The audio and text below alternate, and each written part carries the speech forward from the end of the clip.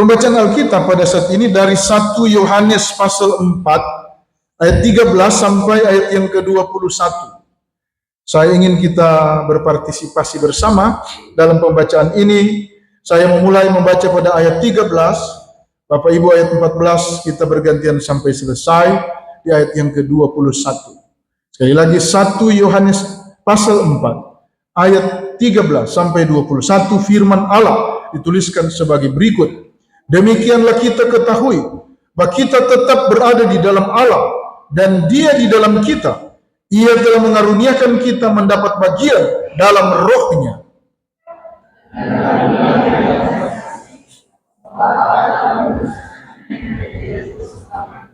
Barang siapa mengaku bahwa Yesus adalah anak Allah, Allah tetap berada di dalam Dia dan Dia di dalam Allah.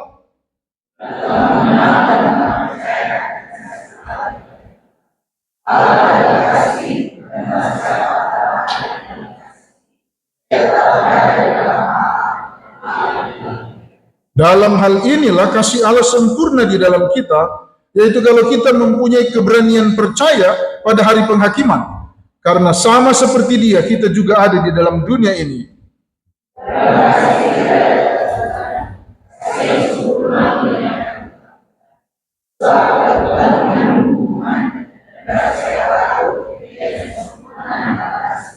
Kita mengasihi karena Allah lebih dahulu mengasihi kita.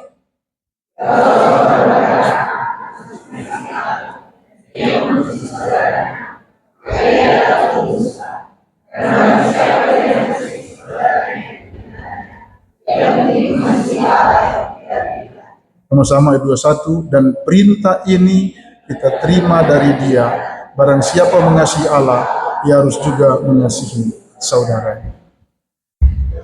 Ya, selamat pagi dan shalom. Damai di hati, merdeka.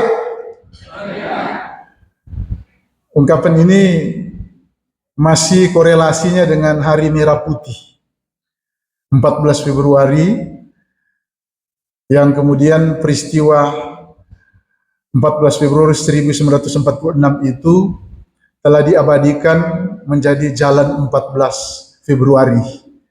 Karena di wilayah itu yang sekarang Kodam 13 Merdeka lah, bagaimana pemuda-pemuda di Sulawesi Utara ini menurunkan bendera Belanda dan menguasai tangsi militer Belanda pada masa itu. Karena itu dalam beberapa perspektif sebenarnya juga dikatakan Manado harus juga disebut kota pahlawan. Karena ada perjuangan dan jejak-jejak ini yang benar-benar menjadi sebuah fakta sejarah. Dan hari ini kita diterangi dengan tema transformasi kasih. Masih ada korelasi dengan hari kasih sayang. Karena itu saya lihat yang bertanggung jawab dalam ibadah ini banyak yang pakai warna pink, yaitu mermut. Dan tentu saja kita berharap bahwa jati diri kita tidak hanya berhenti pada ekspresi, tetapi ekspresi itu harus merupakan implementasi dari jati diri kita. Apa yang tersembunyi di dalam hati kita itu sering tidak tersembunyi dalam pikiran, cara kita berelasi, cara kita hadir dalam berbagai konteks kehidupan, sebenarnya sedang mengekspresikan kasih, mengekspresikan apa yang di dalam hati. Charles Swindoll dalam buku Kepemimpinan Kristen, dia mengatakan bahwa setiap manusia bagaikan bulan yang memiliki sisi gelap yang tidak pernah ditunjukkan kepada orang lain. Kalau di Manado memang apalagi mendung-mendung begini, biar bulan terang, susah dapat lihat kan bulan. Tapi kalau di desa-desa karena masih belum banyak pencemaran, orang bisa lihat kalau bulan terang, dapat lihat memang DP wajah itu, hanya wajah itulah yang ditampakkan ke bumi dari hari ke hari. Dia punya sisi gelap yang tidak pernah ditunjukkan kepada orang lain. Tetapi sisi gelap itu seringkali termanifestasi dalam cara kita, yang saya katakan, cara kita hadir, cara kita berelasi. Kalau kita lihat ada satu teori yang bernama teori Johari Windows. Dia mengatakan bahwa setiap manusia itu punya 4 ruang. Mungkin ada kaitan dengan tata ruang. Ya, betul, ada yang disebut ruang publik, ada yang disebut ruang privat, ada yang disebut ruang secret, lalu ada yang disebut ruang misteri. Ruang publik adalah segala sesuatu tentang diri kita yang orang semua cepat tahu. Oh, ini Pak Sekretaris Dinas Pak Tuege seperti ini. Gampang orang lihat. Tetapi ada yang disebut ruang privat. Kita hanya membuka kepada orang-orang tertentu saja. Itu privat.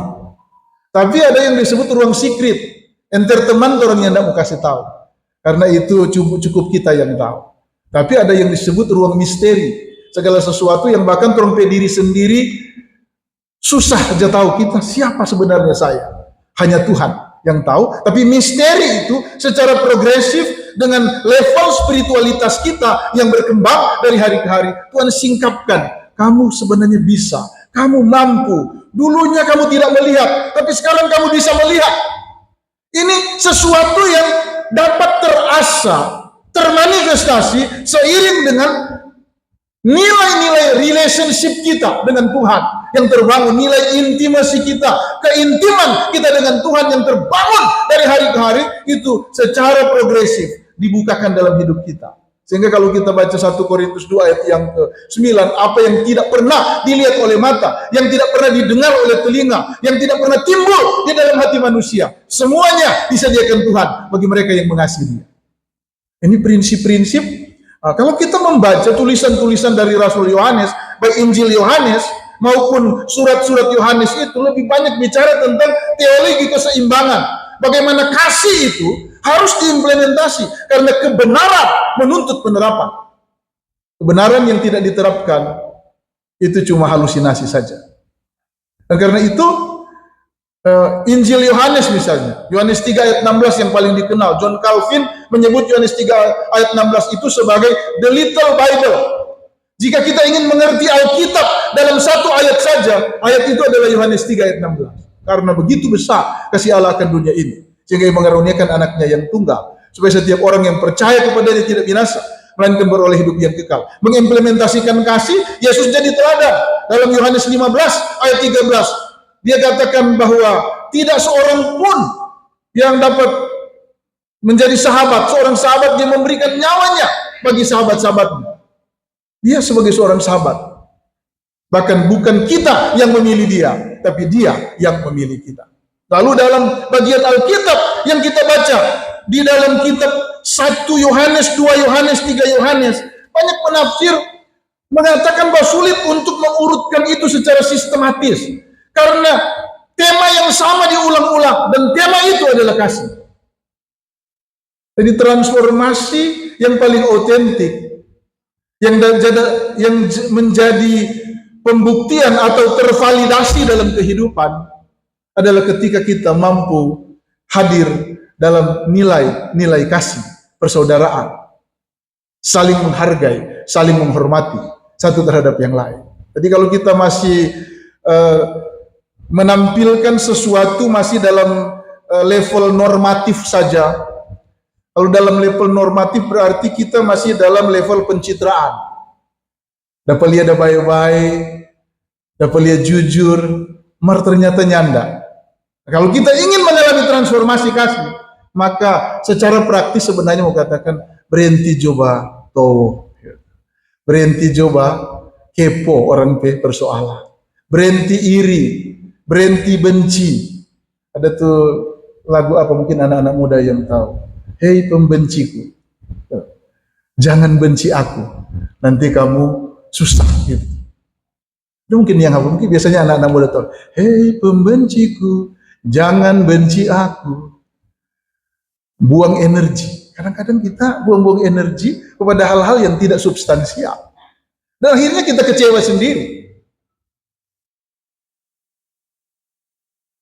Nah, ini suatu hal yang sangat penting. Rick Warren dalam bukunya The Purpose Driven Life, dia katakan bahwa membenci tidak pernah menyakiti orang yang kita benci, tetapi hanya menyakiti diri sendiri. Misalnya kita marah Pak Pak Sekdis, marah. Tapi Pak Sek ini pangbaterek. Tiap kali kita lihat Pak Sek bilang, halo Pak Gembala, langsung mandiri tapi darah. Cuma dicoba, betul enggak? Ketika kita menyaksikan orang yang ada orang dendam, kon dia pangbaterek, baru udah baku dapat tadi pagi, ya sebentar sore terus sopi Pak Dokter, tensi sonai. Si sonai, karena kita pengen nasional tensi. Dan makanya apa lagi ngomongnya enggak? Cuma ada baku dapat kok dengan laki-laki sana tadi pembaterek atau dengan tu WWN sana tadi ada baku dapat sampai sonai lagi tapi darah. Ya pilih kok ini hari kita ada bagus-bagus di rumah, biar baku dapat lagi dengan dia. Kompas satu pintu udah baku dapat, langsung naik darah. Di sini sebenarnya ruang-ruang yang membutuhkan transformasi dalam kehidupan. Dan Rasul Yohanes menyusunnya secara apik bagaimana kita menemukan sebuah kekuatan untuk menempatkan diri dalam transformasi kehidupan. Dan aktualisasi daripada transformasi itu adalah ketika kita berani mengasihi. Lalu dalam bagian Alkitab yang kita baca 1 Yohanes 4 ayat yang ke-13 sampai dengan 21 ini, saya melihat ada 3 pokok pikiran penting yang perlu untuk kita refleksikan dalam kehidupan, bagaimana kita bisa mengalami transformasi kasih. Yang pertama bicara tentang masalah fondasi.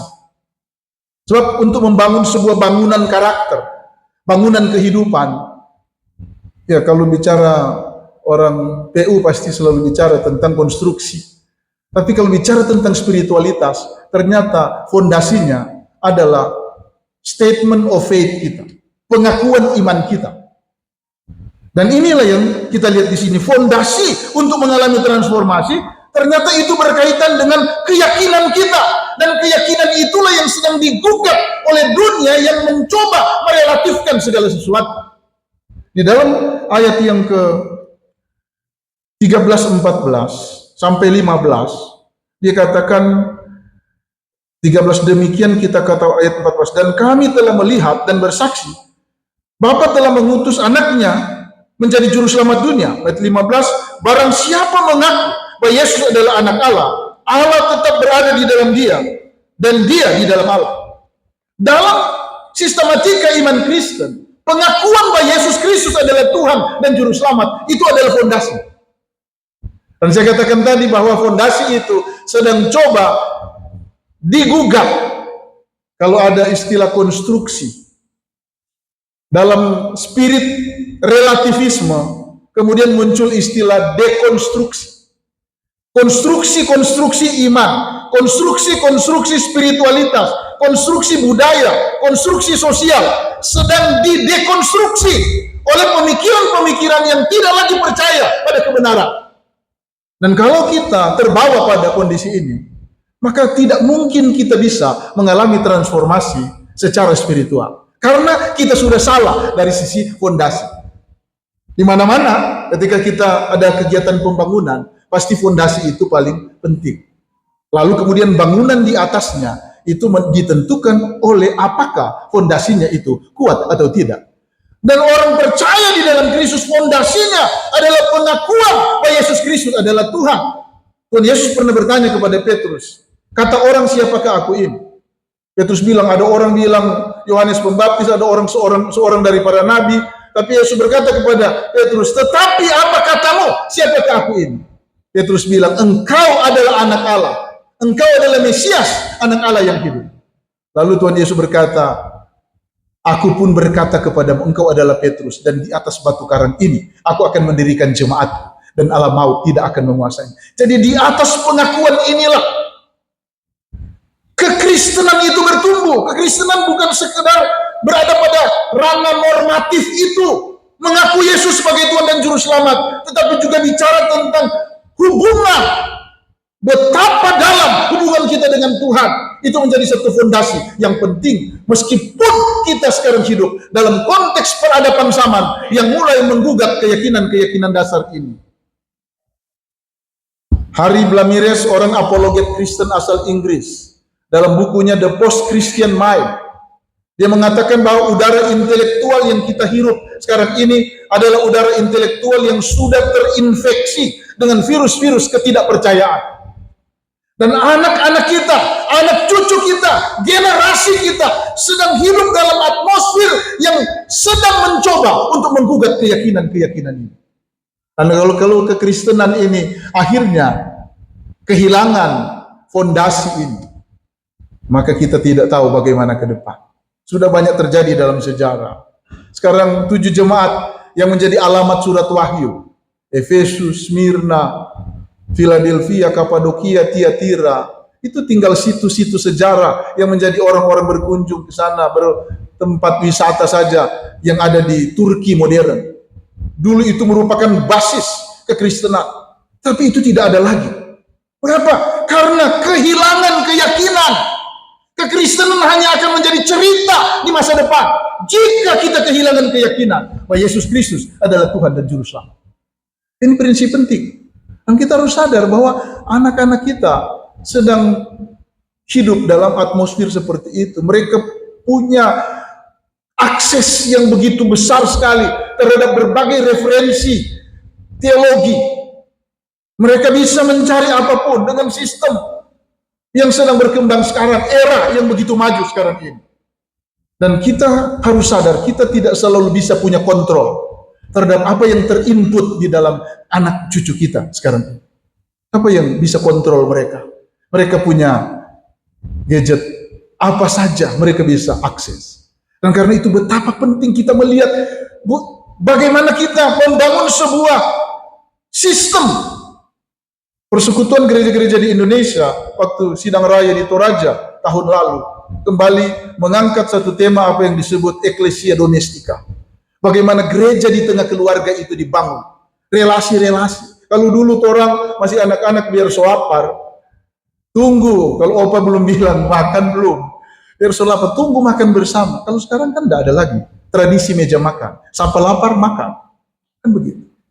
Atau kurang, sekarang perkembangan luar biasa. Sehingga sebenarnya ruang-ruang otentik di tengah-tengah keluarga yang dulu menjadi tempat di mana saling mengedukasi satu terhadap yang lain, soalnya tidak ada itu sekarang.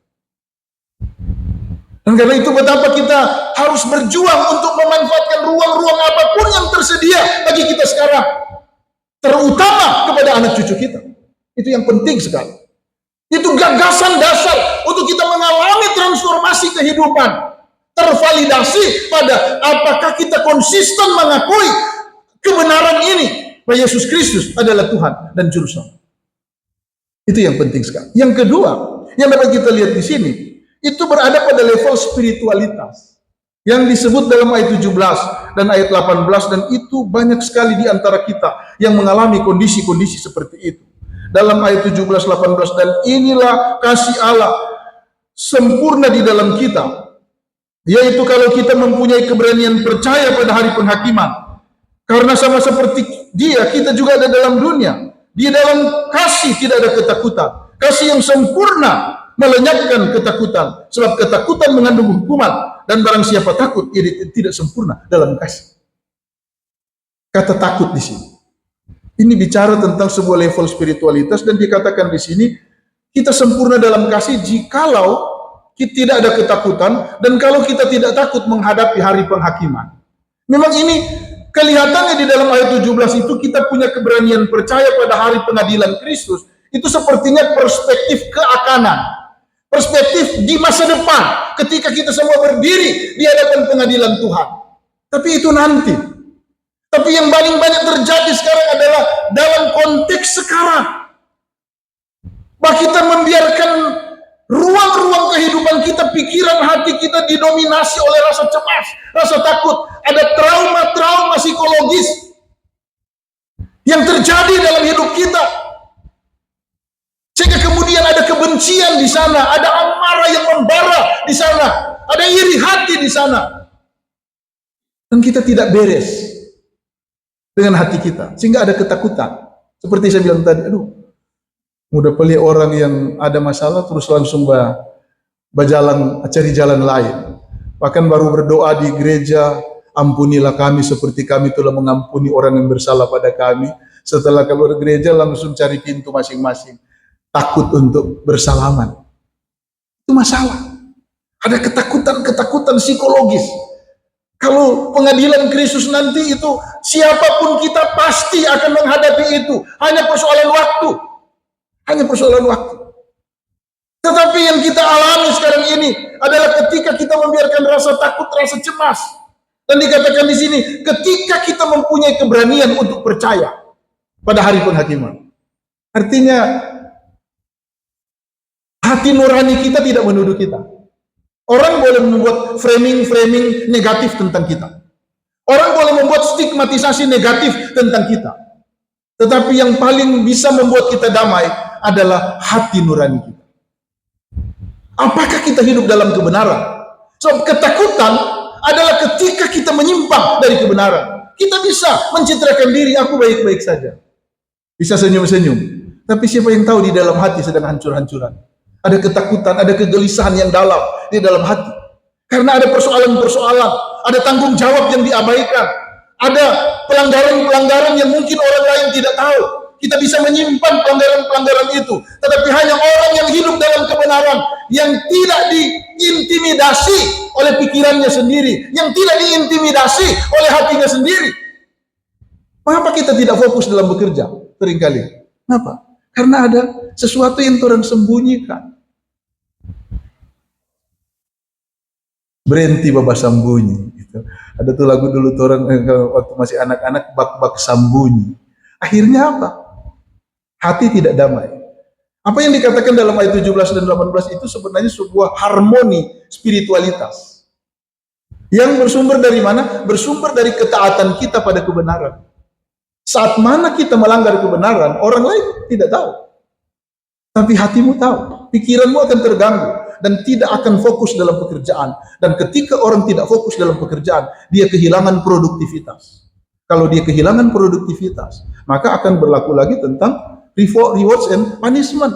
Ada penilaian-penilaian, lalu mempersalahkan lagi atasan, mempersalahkan sistem, padahal sebenarnya bersumber dari sebuah nilai spiritualitas yang tidak ditundukkan pada kebenaran.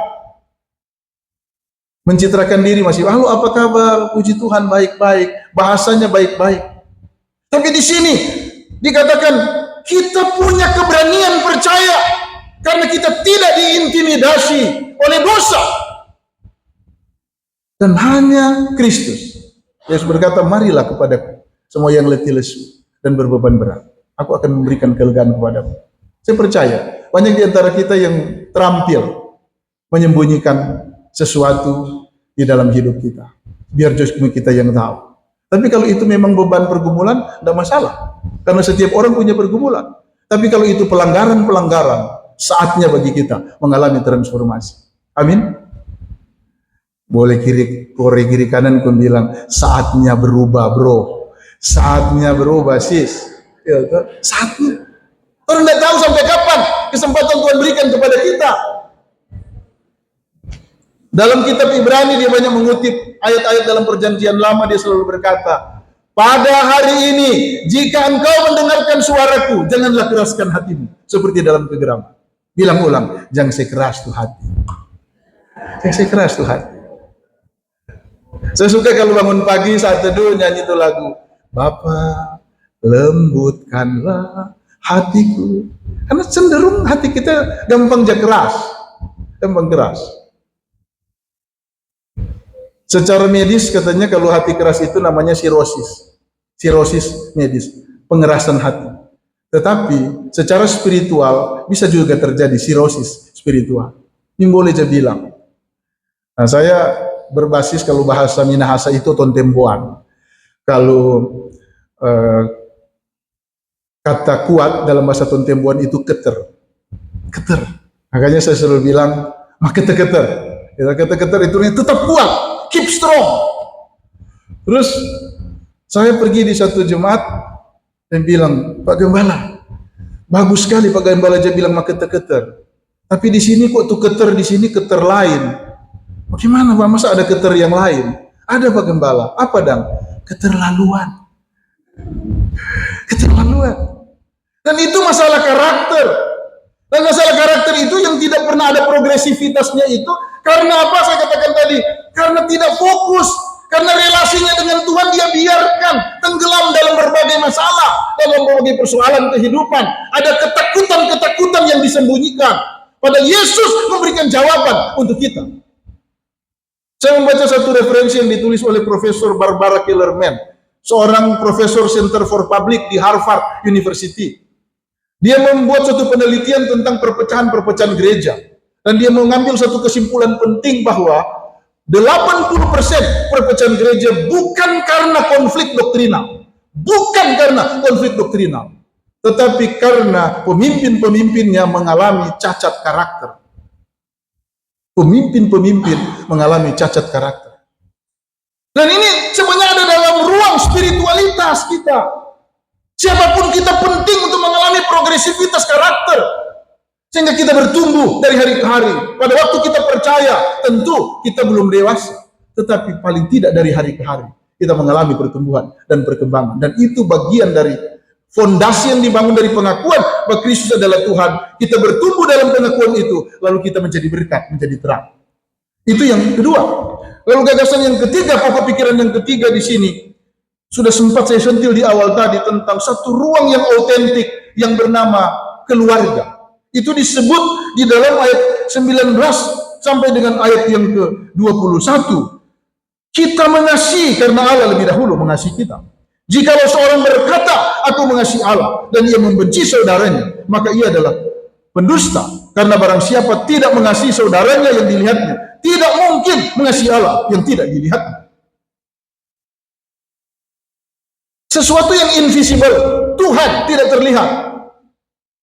Kalau kita berkata kepada orang yang terlihat, yang visible person, kita tidak kasih, bagaimana mungkin mengasihi Allah yang tidak terlihat. Dan ini yang disebut ruang keluarga. Ketika dia bicara, memang ini tidak spesifik bicara keluarga biologis, tetapi kita juga sebagai sesama orang percaya itu adalah keluarga teologis. We are one family in Christ. Kita ini satu keluarga Allah di dalam Kristus. Sehingga ketika kita mampu mengimplementasikan kasih itu dalam respek terhadap orang lain, maka sebenarnya itu wujud dari kasih Allah yang Tuhan ingin hadir dalam hidup kita, lalu dihadirkan juga menjadi bagian dalam hidup orang. Itu menjadi sebuah sesuatu yang bersifat sistemik. Apa yang kita pikirkan, kita mampu implementasikan dalam hidup dari hari ke hari. Bagaimana sikap kita terhadap pasangan, itu di keluarga. Kalau di luar kita bisa main pencitraan, tapi di keluarga ketika kita mulai main pencitraan, paling main tua bilang, dah mimpi apa nggak tadi malam, dah panggil popos tuh. Gitu. Tapi tidak ada salah kalau kita memulai. Bangun pagi mungkin biar sibuk, selesai bangun papa itu, saya, so ada tuh smokol makan Jo. Atau mungkin selama ini sudah nanti bapak pesan Jo, banyak kuah ini GoFood dan sebagainya. Tapi saya kira langkah-langkah kecil ini yang harus dimulai dari ruang yang paling steril. Keluarga harus menjadi tempat yang steril untuk kita bangun. Saya tidak tahu kondisi seperti apa di rumah tangga kita masing-masing hari ini. Tapi apapun itu, Tuhan memberi kita kesempatan hari ini untuk memperbaikinya dari hari ke hari.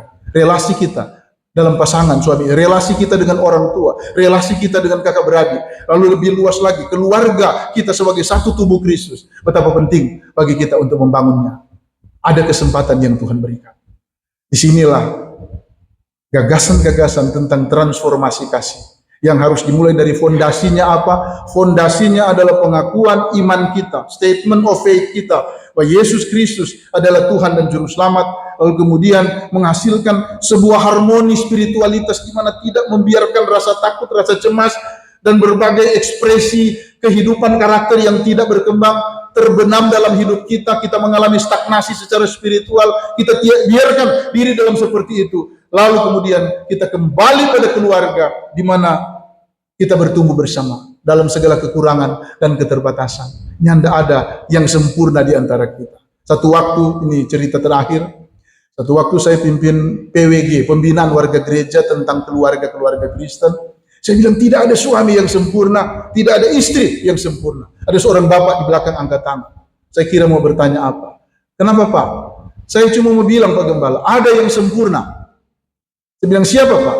Itu istri saya. Saya bilang puji Tuhan, bapak suami yang paling berbahagia. karena memiliki seorang istri yang sempurna. Akhirnya saya juga dirasuki oleh roh kepo. Saya bilang, kenapa Bapak bilang Bapak punya istri sempurna? Apakah karena terlalu bucin atau apa? Enggak, Pak. Bagaimana dia tidak sempurna? Semua yang kita jenekin salah di mata Pak dia. Anda pernah betul. Jadi pokoknya dia cuma ada iyo-iyo. Jadi hati-hati kalau di rumah pasangan iyo atur jongana. Bukan karena dia sayang sekali, dia so pastiu sebenarnya. Tetapi karena kasih Tuhan, maka kita boleh ada sampai hari ini. Biarlah kita dalam tuntunan Roh Kudus mengalami transformasi kasih.